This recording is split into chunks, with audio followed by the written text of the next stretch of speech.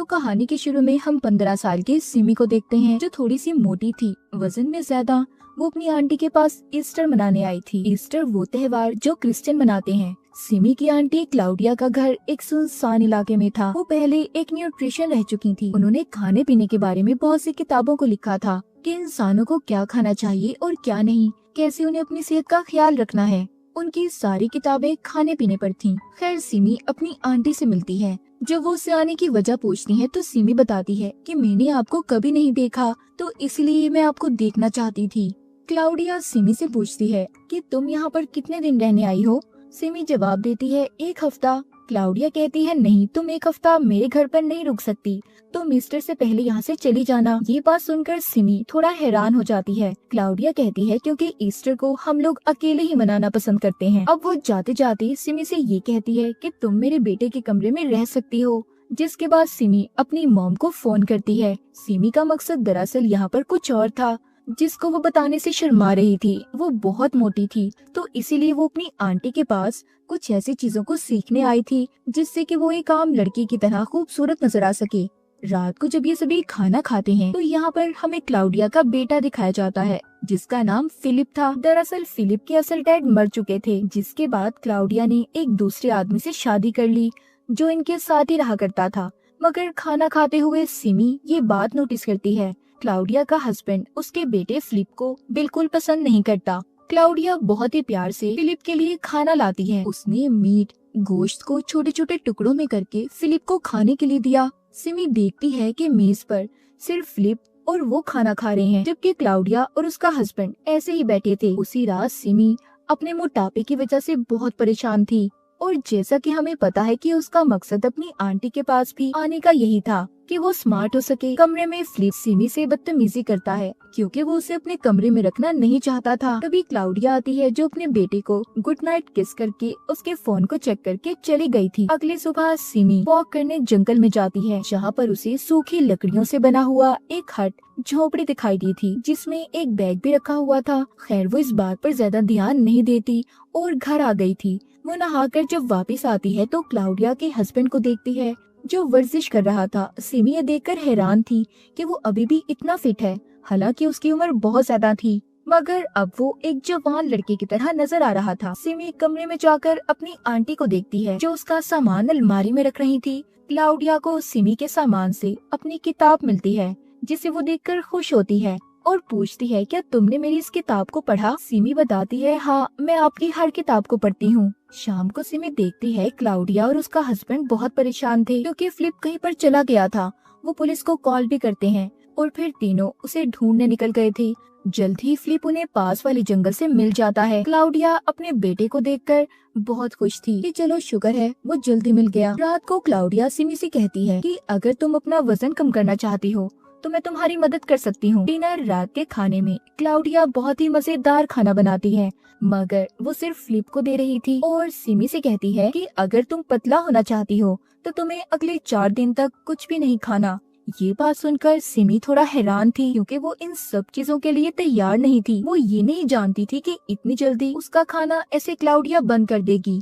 तभी वो ये भी नोटिस करती है कि फिलिप हमेशा डरा और सहमा हुआ रहता था। रात का बचा हुआ खाना जब सिमी फेंक रही थी तो उसका दिल भी करता है कि वो थोड़ा सा खा ले, मगर खुद पर काबू पा लेती है। रात को सोने से पहले क्लाउडिया उसका वजन भी चेक करती है। वो सिमी से कहती है कि मैं तुम्हारा रोज वजन चेक करूंगी और तुम्हें मेरी हर बात को मानना होगा, वरना तुम कभी भी एक खूबसूरत लड़की नहीं बन सकती।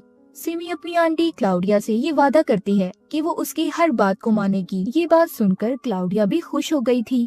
जिसके बाद सिमी जब रात को सोने बेड पर आती है तो देखती है उधर एक मरा हुआ चूहा था। ये देखकर वो डर गई थी और क्लाउडिया को बुलाती है। उसने उस मरे हुए चूहे को साफ कर दिया था। अब सिमी उस बेड पर सोना नहीं चाहती थी क्योंकि वो डर गई थी। उसे लग रहा था कि ये काम फिलिप का होगा क्योंकि उसने उसके हाथ में हमेशा एक चाकू देखा था और उस चूहे का सर भी कटा हुआ था। इसीलिए वो बाहरी सोफे पर सोने का फैसला करती है।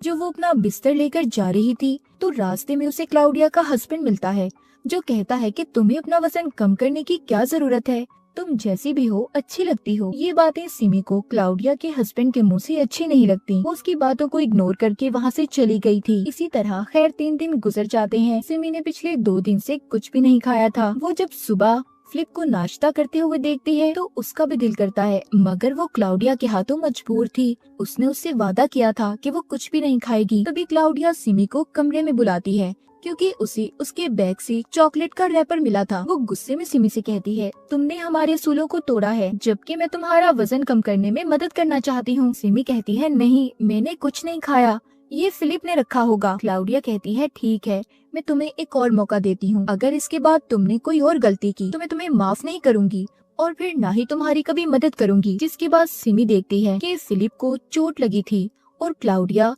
उसको भाप दे रही थी। ऐसा लगता था कि जैसे उसकी आंख पर किसी ने मारा हो। पूछने पर क्लाउडिया बताती है कि फिलिप सीढ़ियों से गिर गया और कुछ नहीं। मगर सिमी को ऐसा लग रहा था कि शायद क्लाउडिया का हस्बैंड फिलिप को मारता है। फिलिप भी खामोश रहता था, इसलिए वो उससे भी कुछ नहीं पूछ सकती थी। रात को खाना सिर्फ फिलिप ही खाता है। सिमी उसे बस देख रही थी। जाहिर है उसका खाना बंद था। उसी रात क्लाउडिया सिमी को एक तावीज देती है। उसे गले में पहनाकर कहती है, देखो, अगर तुम्हें भूख लगे तो तुम इस तावीज को चुम लेना, जिससे तुम्हें कभी भूख नहीं लगेगी। कमरे में बेड पर चूहे के मरने के बाद सिमी कभी भी कमरे में सोने नहीं गई थी। वो बाहरी सोफे पर सोया करती थी।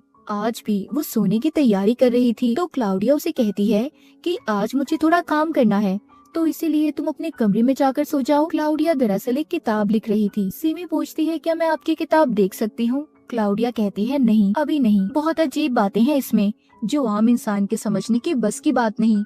और शायद यही वजह थी कि अब क्लाउडिया की किताबें बिकना भी बंद हो गई थी। क्लाउडिया के पास आखिर ऐसी क्या बातें थी, ये तो हमें कहानी में आगे जाकर पता चलेगा। सिमी खैर अपने कमरे में आ जाती है।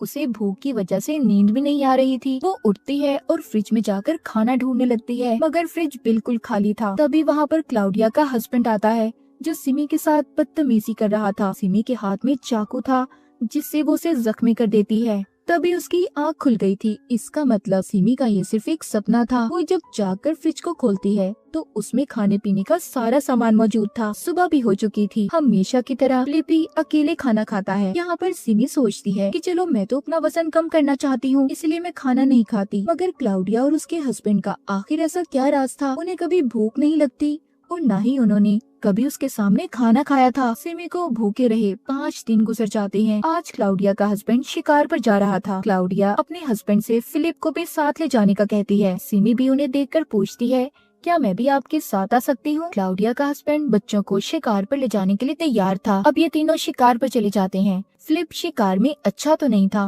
पर फिर भी वो एक खरगोश का शिकार करता है।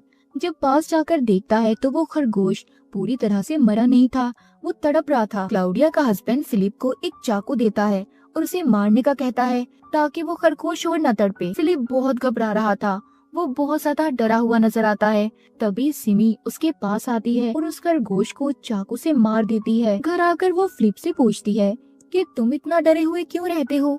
क्या तुम्हारे डैड तुम्हें मारते हैं? फिलिप कहता है, नहीं, मुझे अपने डैड से नहीं बल्कि अपनी मॉम से डर लगता है। वो जरूर मुझे नुकसान पहुंचाने की कोशिश कर रही हैं। सिमी कहती है, तुम गलत सोच रहे हो, तुम्हारी मॉम एक अच्छी औरत है, वो तुम्हें भला नुकसान क्यों पहुंचाएंगी? फिलिप कहता है, ये सिर्फ एक दिखावा है उनका अच्छा बनने का।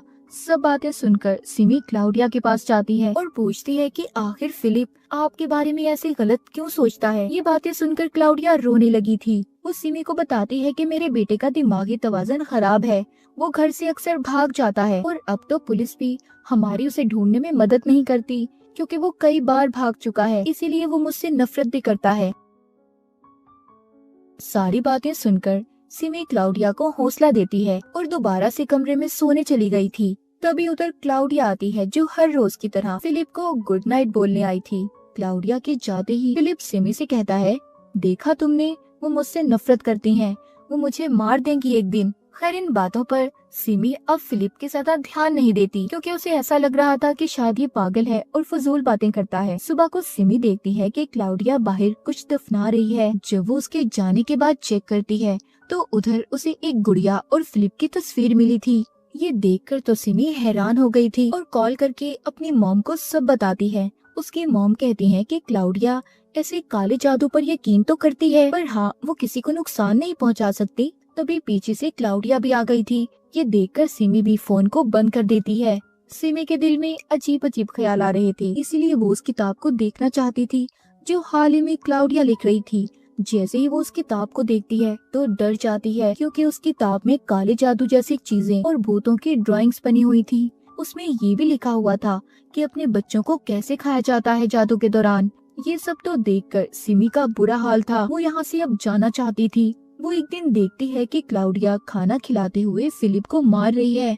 सिमी को ये सब कुछ अजीब लग रहा था। वो एक पल के लिए भी यहाँ पर रुकना नहीं चाहती थी, इसलिए वो भी एक प्लान बनाती है और फिलिप को बताती है कि मैंने गेट की चाबी को चुरा लिया है। फिलिप उसे कहता है कि सुबह 6 बजे हम दोनों इस घर से निकल जाएंगे। इतना कहकर सिमी सो गई थी, मगर वो जब जागती है तो सुबह के 8 बज चुके थे। फिलिप भी वहाँ पर नहीं था। घर का दरवाजा भी खुला हुआ था। वो सोचती है इसका मतलब फिलिप अकेला ही उसे यहाँ पर छोड़कर भाग गया। तभी क्लाउडिया का हस्बैंड आता है, जो सिमी से पूछता है कि क्या तुम वापस अपने घर जाना चाहती हो। वो कहती है हाँ, मैं अब यहाँ पर और ज्यादा नहीं रुकना चाहती। वो कहता है तुम अपना सामान पैक करो, मैं तुम्हें छोड़ आऊंगा। सिमी अब इस घर से जाने से पहले आखिरी बार फिलिप को मैसेज करती है कि वो कहाँ पर है। तभी जवाब में फिलिप उसे अपनी उंगली भेजता है। ऐसा लग रहा था कि जैसे वो उसे छेड़ रहा हो। ये देखकर सिमी को गुस्सा आ गया था। अब उसे लगता है कि फिलिप वाकई पागल था और क्लाउडिया ने जो बातें उसके बारे में बताई थी वो सब बातें सच थी। इसीलिए सिमी ने अपने फैसले को बदल दिया था। वो अपनी आंटी क्लाउडिया के पास जाती है और यहाँ पर ईस्टर तक रुकने का फैसला करती है। क्लाउडिया इस बात से खुश थी कि सिमी ने उसकी हर बात को माना और पिछले कुछ दिन से भूखी भी है। ईस्टर का दिन भी आ जाता है। क्लाउडिया और उसका हस्बैंड खाना खाने की तैयारी करते हैं। उन्होंने अपने घर के बाहर टेबल लगाया था। कुछ मोमबत्तियां भी जलाई जाती हैं। क्लाउडिया मीट गोश्त बनाकर लाती है, जिसे इस बार क्लाउडिया, उसका हस्बैंड और सिमी खा रहे थे। सिमी ने बहुत दिन बाद खाना खाया था, तो इसीलिए उसे ये खाना बहुत ही लजीज लग रहा था। खाना खाने के बाद सिमी जब सोने जाती है तो उसे नींद नहीं आती। उसकी नजर एकदम से बेड के नीचे जाती है तो उसे फिलिप का चाकू मिलता है, जिसे वो हमेशा अपने पास रखा करता था। उसे अब अजीब लगता है। वो उसकी भेजी हुई तस्वीर को एक बार फिर देखती है, जूम करती है। जब वो उस तस्वीर पर गौर करती है तो वो फार्म हाउस की तस्वीर थी, जहाँ पर एक हथौड़ा रखा हुआ था। ये सब कुछ सिमी ने पहले भी देखा था, इसीलिए उसे लगता है कि शायद फिलिप फार्म हाउस में छुपा हुआ है। वो जाकर जब फिलिप को आवाजें लगाती है तो उसका शक सही था। उसे फिलिप फार्म हाउस में मिलता है, मगर जिंदा नहीं, मरा हुआ। उसके जिस्म का आधा हिस्सा कटा हुआ था। जो रात के खाने में सिमी ने गोश्त खाया था और बाकी सब ने भी, वो फिलिप का ही था। ये देखकर तो सिमी खुद को संभाल नहीं पाती। वो पागलों की तरह हो गई थी। तभी उधर क्लाउडिया का हस्बैंड आ जाता है, जो उसको संभालता है और कहता है कि कोई बड़ी बात नहीं है, चलो मैं तुम्हें तुम्हारे घर छोड़ाता हूँ, तुम जल्दी सब कुछ भूल जाओगी। इसका मतलब क्लाउडिया के साथ उसका हस्बैंड भी मिला हुआ था। तभी सिमी के हाथ में जो फिलिप का चाकू था, वो क्लाउडिया के हस्बैंड को मारकर वहाँ से भाग जाती है। वो अपनी गन लेकर उसके पीछे भागता है और क्लाउडिया से कहता है, देखो वो भाग रही है। सिमी रोते हुए जंगल की तरफ भाग रही थी। उसके पीछे क्लाउडिया भी आ जाती है, जो उसे समझाना चाहती थी, मगर सिमी उस हद तक पहुंच गई थी जो हमने कहानी के शुरू में भी देखा था। जो पहले उसने बैग देखा था उसमें गैसोलीन पड़ा हुआ था। क्लाउडिया बातों में लगाकर सिमी को मारना चाहती थी, मगर सिमी उस पर वही तेल डालकर उसे जिंदा जला देती है। फिर वो किसी तरह भागकर अपनी गाड़ी तक आ गई थी, जहाँ पर क्लाउडिया का हस्बैंड जख्मी हालत में तड़प रहा था। वो सिमी से कहता है, प्लीज ये गन लो और मुझे मार दो, मगर सिमी उसे नहीं मारती। वो चाहती थी कि वो ऐसे ही तड़पता रहे। उनके साथ ऐसा ही होना चाहिए था। इस कहानी के आखिर में बताया जाता है कि क्लाउडिया कुछ शैतानी ताकतों की पूजा किया करती थी। मतलब वो एक कल्ट से थी जिसमें अपने ही बच्चों को खाने का रिचुअल जादू था। क्लाउडिया का मानना था कि उनका बेटा अब अमर रहेगा, क्योंकि उसे खाने के बाद वो अब उनके जिस्म का हिस्सा बन चुका है। इस कहानी से हमें ये जानने को मिलता है कि क्लाउडिया इन सब चीजों पर यकीन रखती थी, और फिर यकीनी इंसान से क्या कुछ नहीं करवाता, मगर हमेशा बुरे काम का बुरा अंजाम होता है, जैसे कि क्लाउडिया और उसके हस्बैंड का हुआ। और इसी के साथ इस फिल्म की कहानी भी यहीं पर खत्म हो जाती है।